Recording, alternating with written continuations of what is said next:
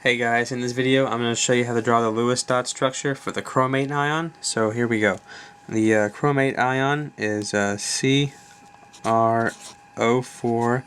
with a -2 charge, okay?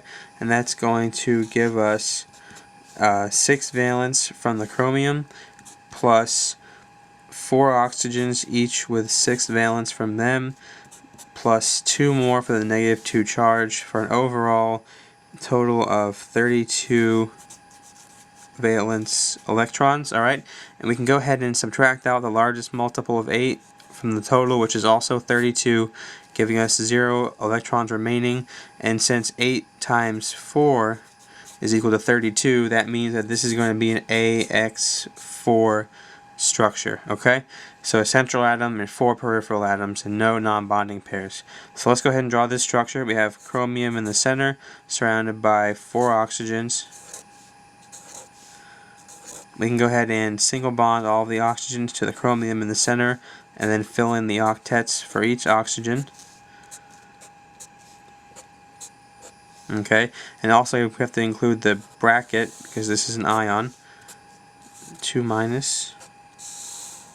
Okay, now at first you might think that this is correct, but if we were to calculate the formal charge right now on the chromium, we would have a +2 charge, and that's not what we want. You want to have as many zeros as possible. So what we're going to end up doing is moving 2 of these non-bonding pairs to form 2 different double bonds with oxygens to the chromium. Okay, so this one goes to this double bond, this pair goes to this double bond. Alright, now let's go ahead and check the formal charges. So we have the formal charge on the chromium now, which is going to be the 6 valence brought in minus 1, 2, 3, 4, 5, 6 bonds minus 0 non-bonding for a formal charge of 0. And before, you see, we had the 4 single bonds, and that would have given us a +2. Okay, but now with the 6 bonds, that gives us a 0 formal charge, and that's what we're looking for. Now the formal charge on the oxygens with a single bond, O sub 1. So it's this oxygen here and this one here.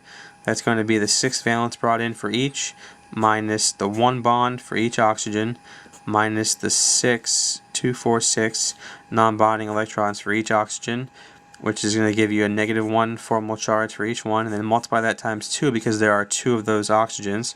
And now we have to do the formal charge on the oxygens with a double bond, so O sub 2.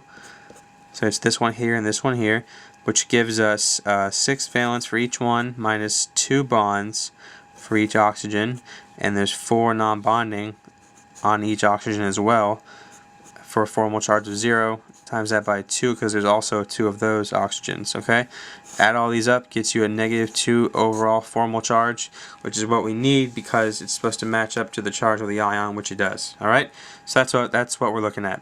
Now I did happen just to choose that the top and bottom oxygens here have the double bonds, and that's going to lead to having resonance structures.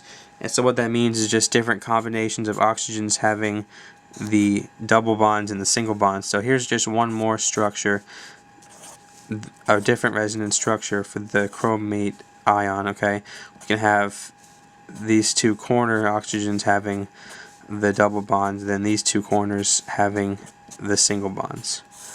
Okay, I'm not going to draw all of them because that's just too much time. Now, we can talk about the shape now. Okay, with the AX4, that means that this is going to be a tetrahedral shape. And when you have a tetrahedral shape, the bond angle is going to be approximately 109.5 degrees.